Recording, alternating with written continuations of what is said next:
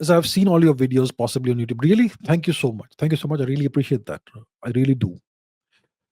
So I've come to realize that things are in cycles. Yeah, history repeats itself in cycles, and conflict is inevitable. Yes.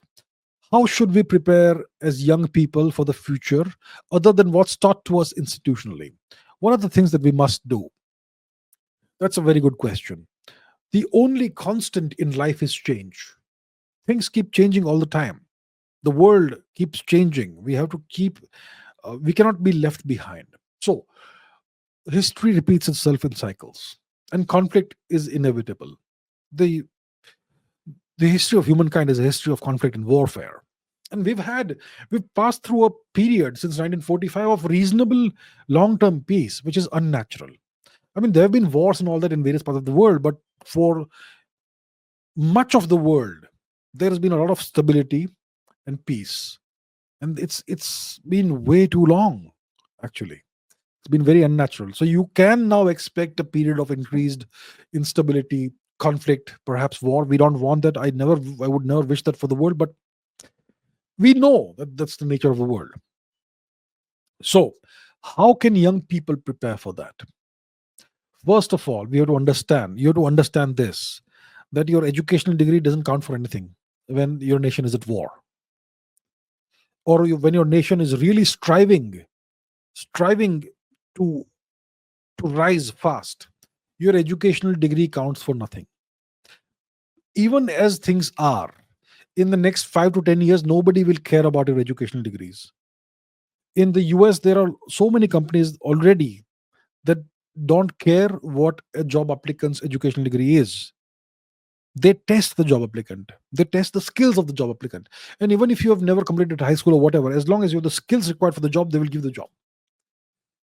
So the first thing you have to understand is that forget about degrees, acquire skills, understand what your aptitude is. Maybe you're good at engineering, maybe you're good at carpentry, maybe you're good at whatever. Acquire skills. You see, Alexander the Greek had conquered he had he had conquered territories all the way to Persia and the border of India before he was at the age where you get a BSc or BA degree. Yeah, he had already that many achievements by the time you get your bachelor's degree, right? um, Skandagupta had fought dozens of battles against the Huns and saved India multiple times before he was at the age where you get your bachelor's degree. People had actual achievements in the past by the time they were 18. Today in today's world, even at the age of 25, you have no achievements. You're just starting off. Now what do I do? I got my bachelor's degree, master's degree, maybe my MBA. Now what do I do? And even at that age, you don't have actual skills, you just have a degree. So understand that in the future, very near future, the nation will need skills, not degrees. Society will need skills. India is going to have to really buckle up and work really hard to survive in the current geopolitical climate. And it's going to be an increasingly uncertain geopolitical climate. And for the economy to thrive, we will need people with skills, not degrees. Your degrees count for nothing if you can't do the job. So acquire skills, understand yourself first of all. What am I good at? What am I really good at? What am I great at? And then acquire your degrees. If you want, acquire your skills. Along the way, you can study for your degree and get a degree as well, but acquire skills. Secondly, you have to be physically fit. If the nation is at war, you have to be physically fit. So you have to be physically fit, you have to have skills. Degrees don't count for much. And you have to be able to learn skills fast, new skills. Sometimes old skills are of no use and you will have to learn new skills because technology is changing very fast. So you have to learn how to learn fast. That is also a skill you to acquire. So prepare yourself in this manner. Learn how to learn how to have an open mind.